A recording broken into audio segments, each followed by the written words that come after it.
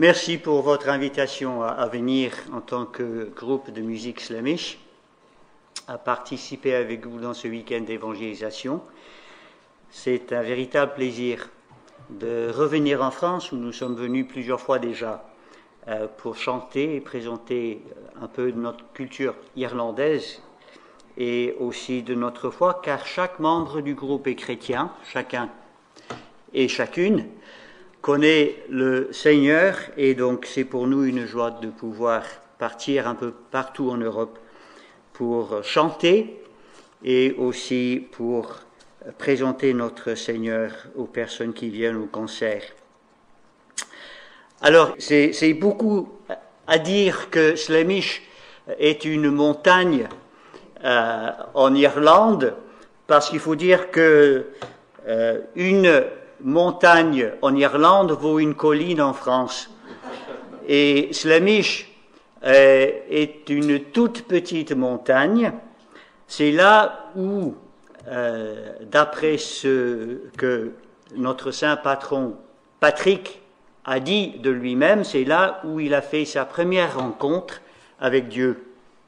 Il gardait les troupeaux, soit de cochons ou de brebis, on ne sait pas trop, de son maître, parce qu'il avait été vendu esclave, après avoir été saisi par des pirates irlandais dans son pays natal. Alors, nous ne savons pas d'où exactement il est venu, Patrick. Le pire, c'est qu'il soit né en ce qui est devenu l'Angleterre par la suite. Mais il y a même une théorie selon laquelle Patrick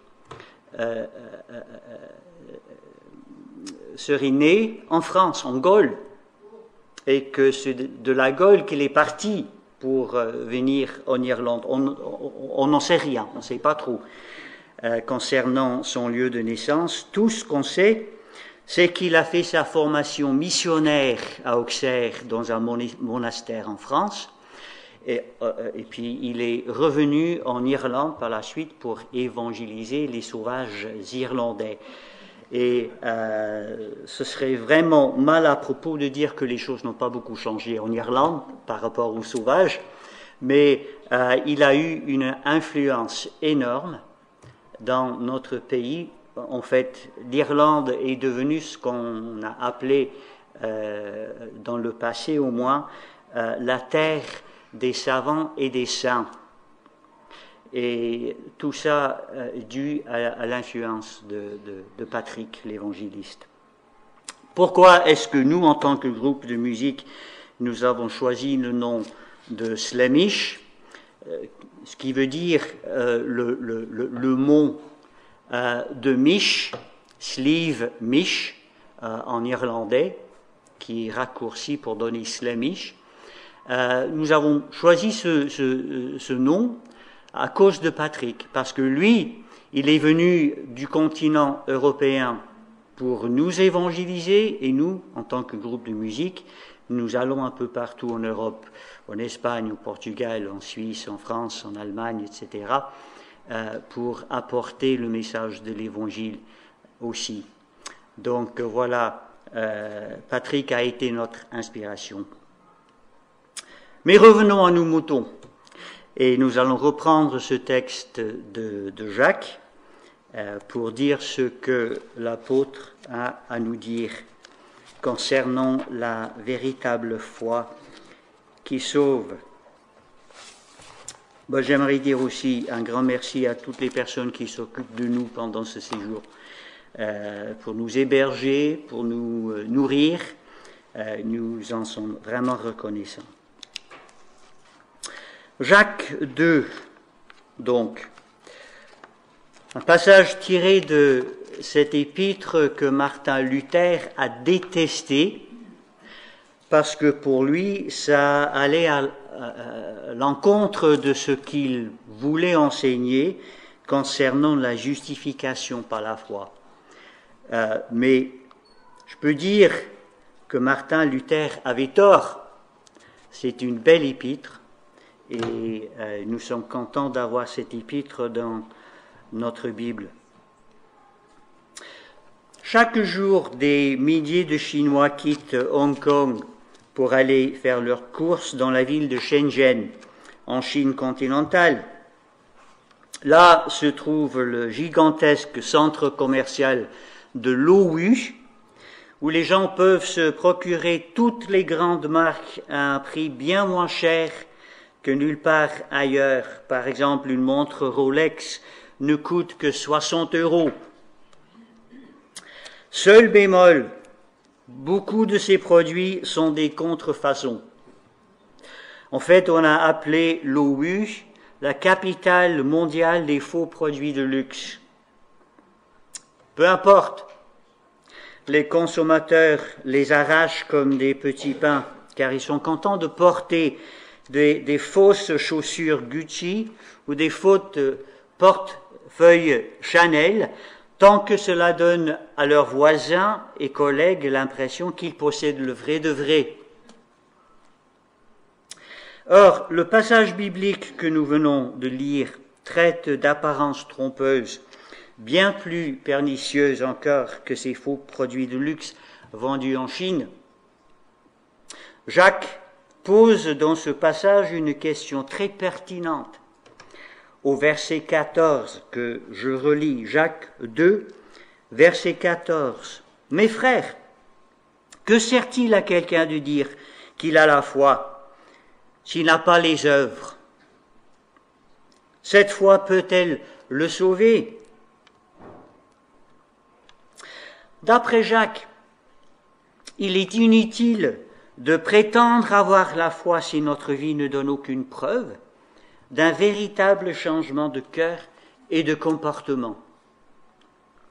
Jacques, frère de Jésus selon la chair, connaissait sans doute le message que Jean-Baptiste avait annoncé aux Juifs, à ses co-religionnaires. Ces Juifs de l'époque de Jean-Baptiste croyaient être en règle avec Dieu du fait qu'ils étaient descendants d'Abraham. Mais Jean-Baptiste leur disait « Produisez des fruits dignes de la repentance et ne vous mettez pas à dire en vous-même « Nous avons Abraham pour père ». En d'autres termes, il ne suffit pas de naître juif pour être en règle avec Dieu. Ne vous trompez pas, leur disait Jean-Baptiste, votre héritage spirituel ne vous sert à rien si votre manière de vivre n'est pas conforme au commandement de Dieu.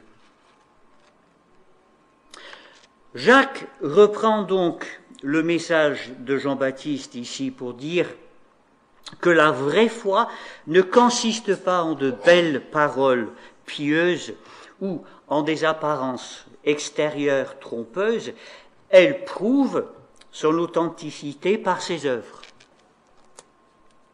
La foi et les œuvres sont indivisibles. C'est ce qu'on découvre en lisant le verset 18 où Jacques dit « Quelqu'un dira, toi, tu as la foi, et moi, j'ai les œuvres. Montre-moi ta foi sans les œuvres, et moi, je te montrerai la foi par mes œuvres. » C'est un message toujours aussi applicable à nous chrétiens d'aujourd'hui.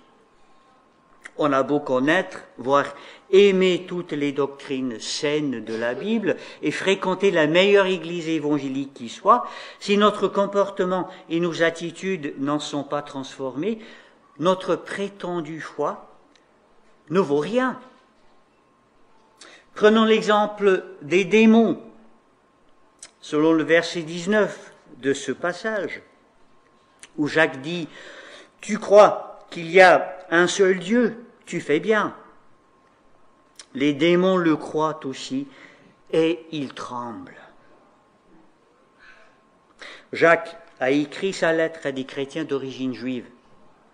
Or, tout juif pratiquant est censé réciter chaque matin et chaque soir le schéma tiré du livre de Deutéronome, chapitre 6. « Écoute, Israël, l'Éternel, notre Dieu, est le seul Éternel. »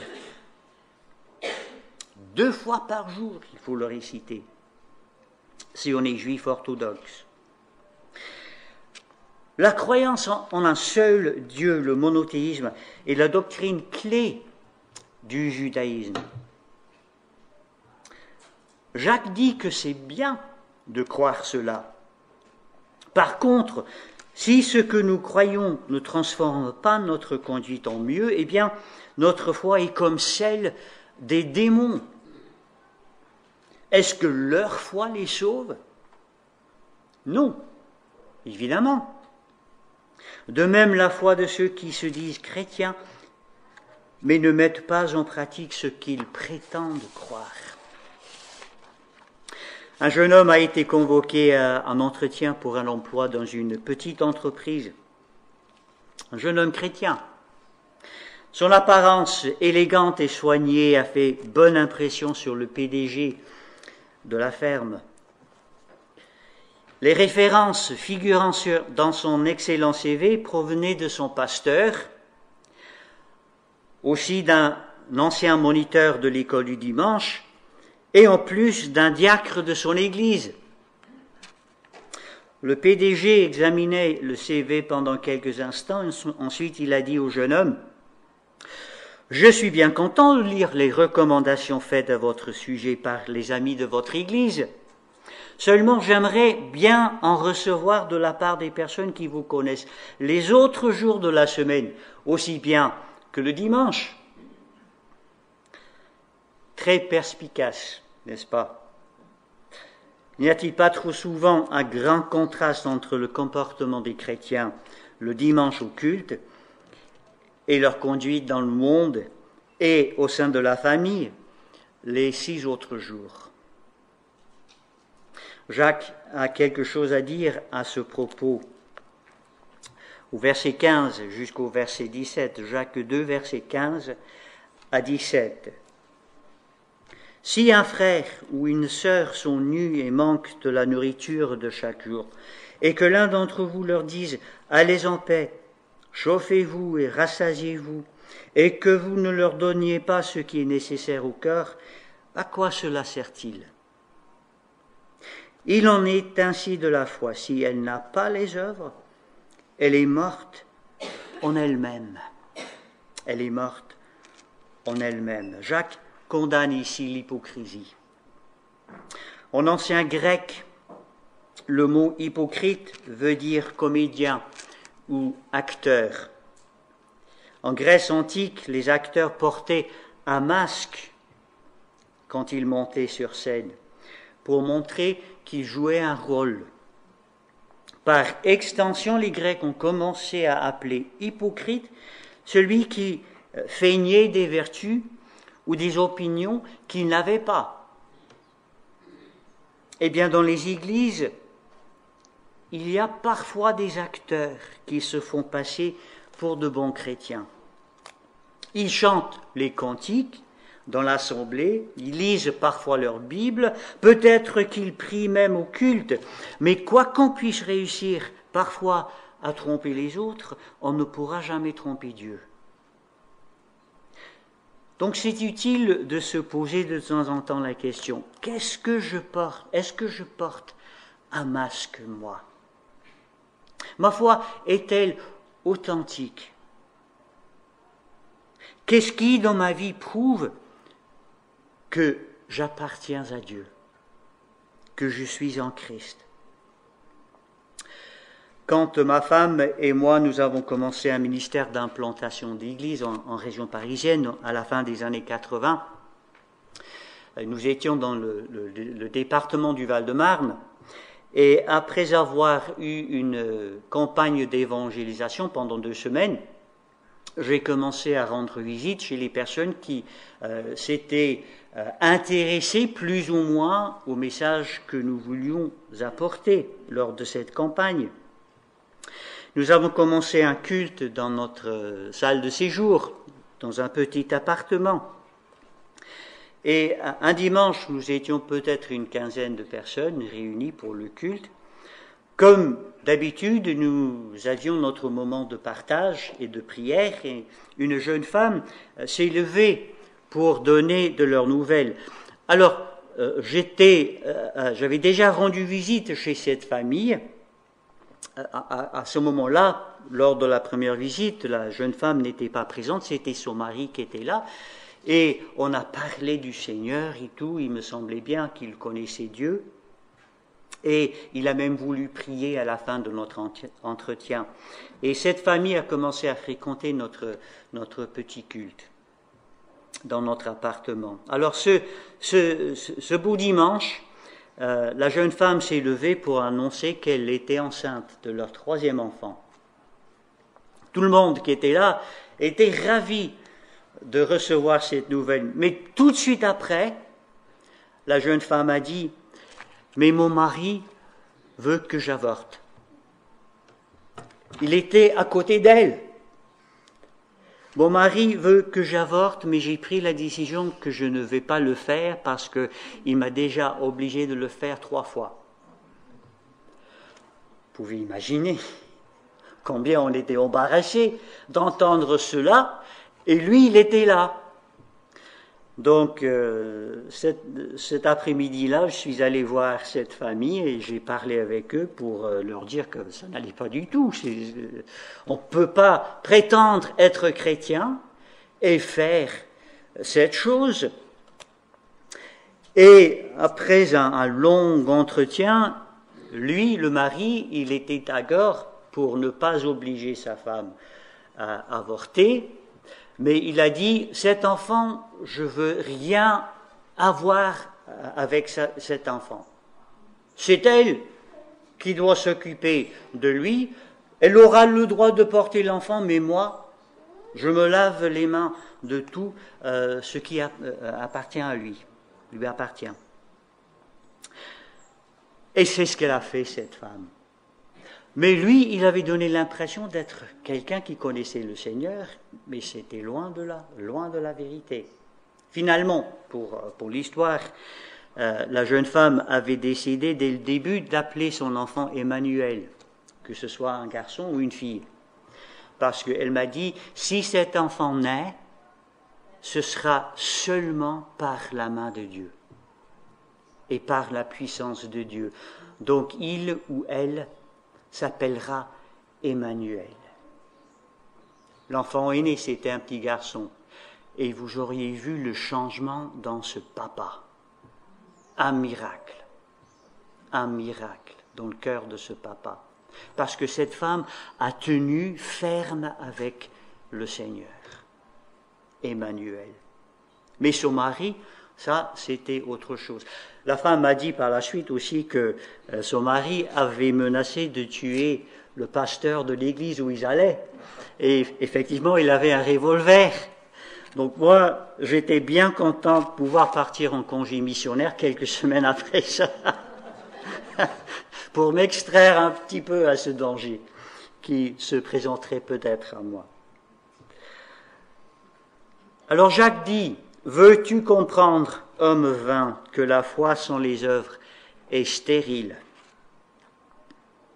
Puis il donne l'exemple de 2 personnes dont les œuvres ont prouvé la réalité de leur foi. D'abord, Abraham. Dieu a demandé à Abraham de lui offrir Isaac en sacrifice, le fils que l'Éternel lui avait promis pendant de longues années. Qu'est-ce que cette demande nous choque? Et à juste titre. Mais en fait, Dieu avait pour but la mise en épreuve de la foi d'Abraham, pour vérifier qu'elle était bien plus qu'une simple formule de paroles pieuses. Jacques affirme que la foi d'Abraham agissait avec ses œuvres et que Abraham a été justifié par ses œuvres. Or, Jacques ne veut pas dire que les œuvres d'Abraham l'ont sauvé. Non, loin de là. Ici, justifier dans ce contexte veut dire authentifier. Authentifier. C'est cela que Martin Luther avait mal compris. Authentifier. Les œuvres d'Abraham ont validé sa foi. L'autre exemple cité par Jacques est celui de Rahab. Et c'est un exemple plutôt inattendu. Rahab n'était pas israélite, mais en plus, elle était prostituée. C'est elle qui a caché les 2 espions envoyés par Josué pour préparer la chute de Jéricho. En rencontrant les espions hébreux pour la première fois, Rahab leur dit « L'Éternel vous a donné ce pays, à vous, Israélites. C'est lui qui est Dieu en haut dans les cieux et en bas sur la terre. » Ça, c'était en quelque sorte sa profession de foi. Mais sa foi ne se limite pas aux paroles. Elle passe aux actes. En fait, Rahab protège les espions en les cachant chez elle, car elle est persuadée que Dieu accomplira ce qu'il a promis aux Hébreux.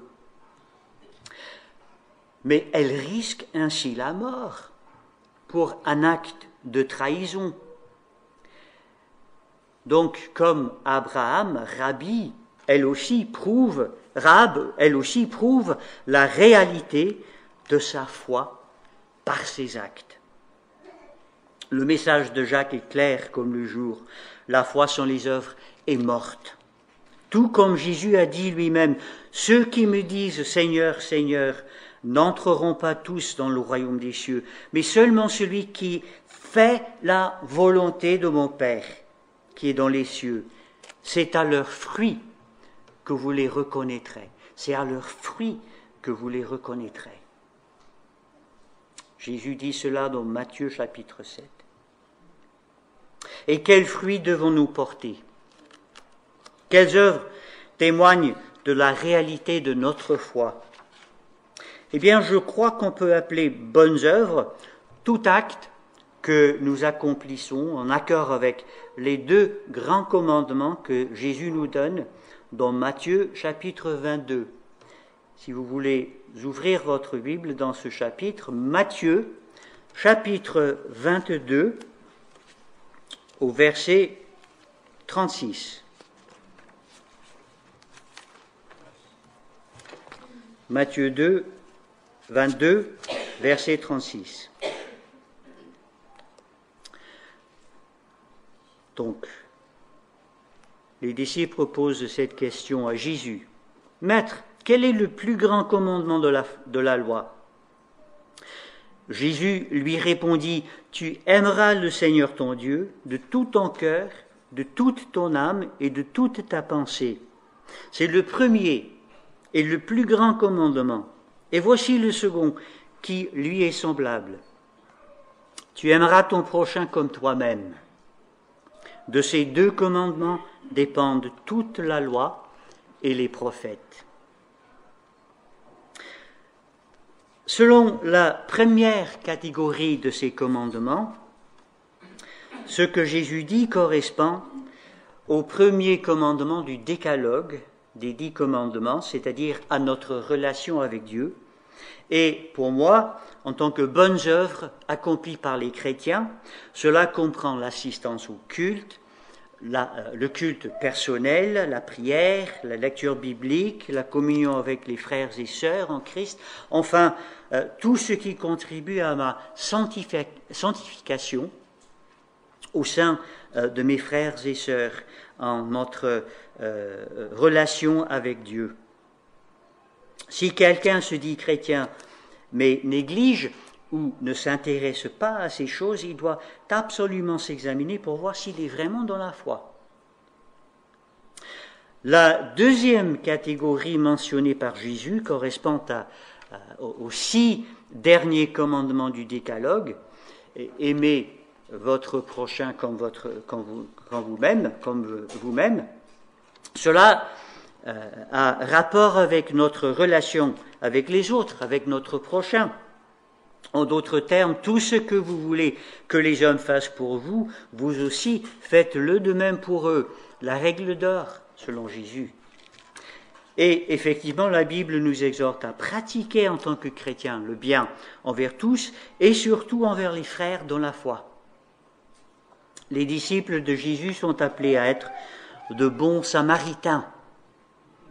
Cela comprend non seulement des actes d'amour pour aider mon prochain dans le besoin, mais aussi l'évangélisation. Permettez-moi un petit excursus, et j'espère ne pas choquer les gens, mais tout ce que j'ai entendu de la part de certains chrétiens lors de ces derniers événements horribles qui se passent au Moyen-Orient me font horreur, parce qu'on a l'impression qu'il y a beaucoup de chrétiens qui prennent parti pour un côté ou un autre. Alors qu'en tant que chrétiens, nous devons prier et aimer pour toutes les personnes et toutes les victimes qui se sont prises au piège de tout ce qui se passe lors de ces événements.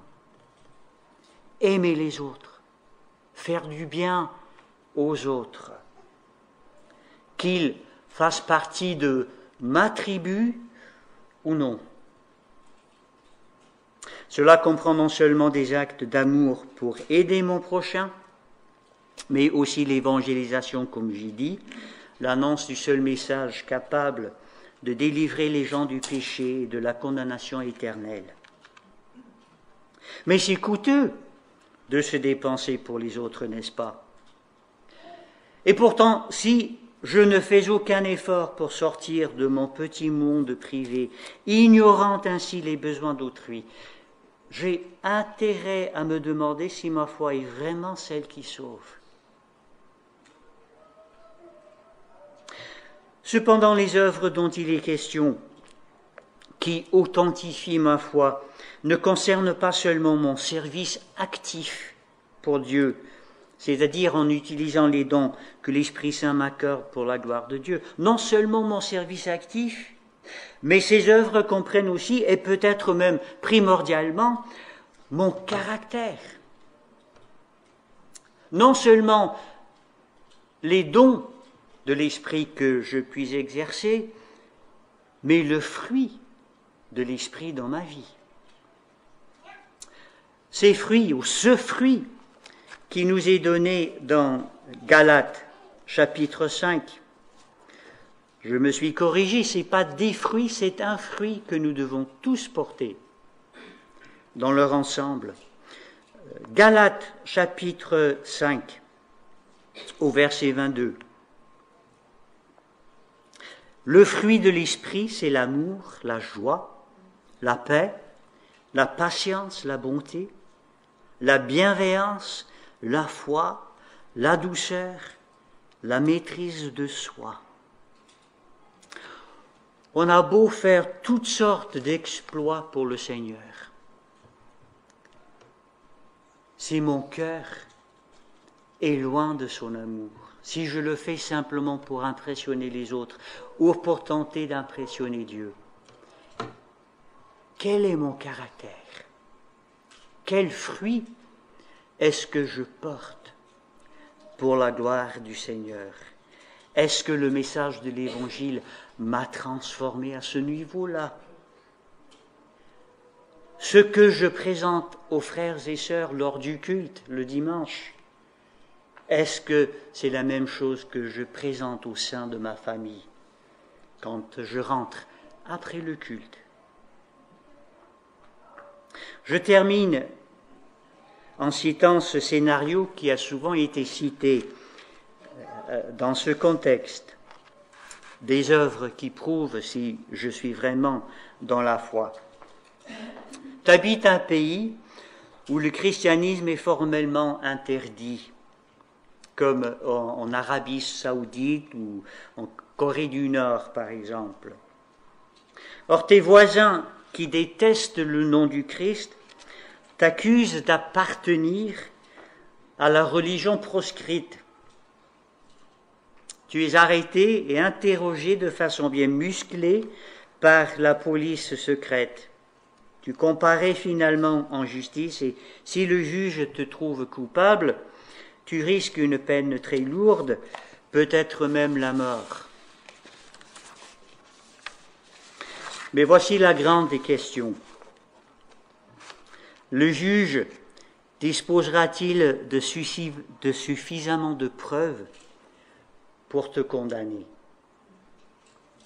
Ou sera-t-il obligé de conclure que les accusations sont fausses? Pensez à cela. Et en terminant, pensons à une autre audition juridique bien plus impressionnante encore, celle dont l'apôtre Paul parle dans 2 Corinthiens 5. 2 Corinthiens 5, qu'il annonce aux chrétiens en leur disant qu'il nous faut tous comparaître devant le tribunal du Christ afin qu'il soit rendu à chacun d'après ce qu'il aura fait dans son corps, soit en bien, soit en mal. Notez-le bien, afin qu'il soit rendu à chacun d'après ce qu'il aura dit, ou d'après ce qu'il aura pensé, non, d'après ce qu'il aura fait dans son corps, soit en bien, soit en mal. Aurons-nous, aurais-je les preuves nécessaires pour montrer au divin juge que nous sommes, que je suis vraiment chrétien?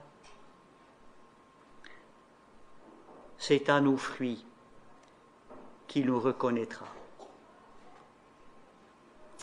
Prenons quelques instants de méditation silencieuse pour penser à ces choses.